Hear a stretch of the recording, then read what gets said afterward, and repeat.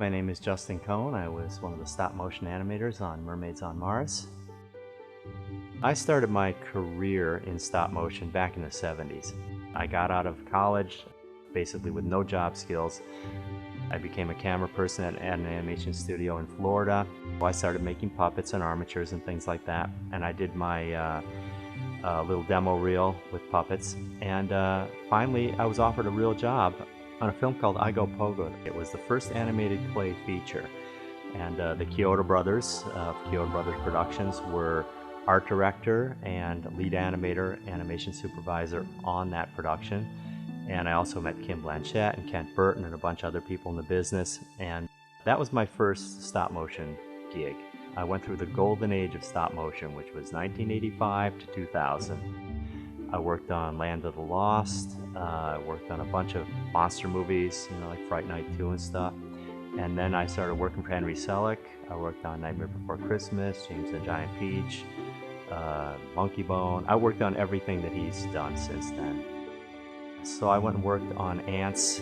I did CG for a while there. I thought the project was fun, and I kind of like the non-stressful thing about it. I mean, if you screw up with stop motion, you're in trouble. You got to reshoot it. Everybody yells at you. But when you're working with CG, it's like, oh, that doesn't quite work. I'll just fix these splines, or I'll go back to my last save. And once Ants let down, I decided, I'm gonna go back to stop motion world, and I felt more comfortable there. The thing about stop motion is it's a performance. Every single frame you take, you can't go back and change it. So they all have to look the way you want it as you're going along. It's just a totally different methodology, and usually end up with a few more variations. I guess you call them errors, flaws, human input in stop motion, which is why it comes across as more of a performance than CG does. The process of stop motion is first you have to decide exactly what you want. Usually you go over the storyboards, you go over the sound, you talk to the director, find out what he or she wants, and then you plan it all out. Everything's got to be planned before you even start your first frame, because you can't go back and change anything. And then once you start to animate, you've just got to make sure it works. You've got to make sure you hit your marks. You've got to make sure the character looks like he's saying what he or she is supposed to be saying. A lot of that's pantomime. You might want to plan it out with little stick figures ahead of time so you know where you're going. If you've got the time, you might want to do a run-through or pop-through so you can hit your major poses. But with stop motion, you have to know from the start sort of where you're going to go and how you're going to end up there.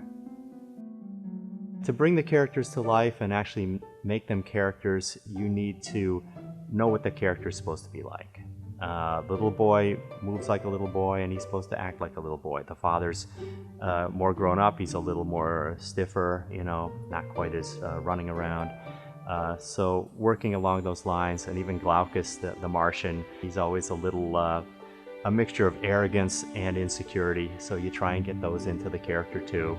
And it's ham acting. If you're an animator, it helps if you're a ham actor, if you can sort of play with it with your own body and try and figure it out before you get started. The biggest challenge with the Mermaids, I think, for me, was the schedule. You had to get it done at a certain time.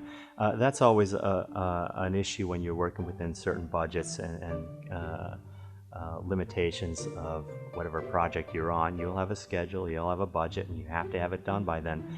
There's a lot of shots, when I look back on them, I thought, oh, I could have put that in, I could have done this, but it would have added an extra hour to production, and by the end of the day, we had to be done because the next day it was going to be set up for the next shot. So you're always doing compromising on projects like this.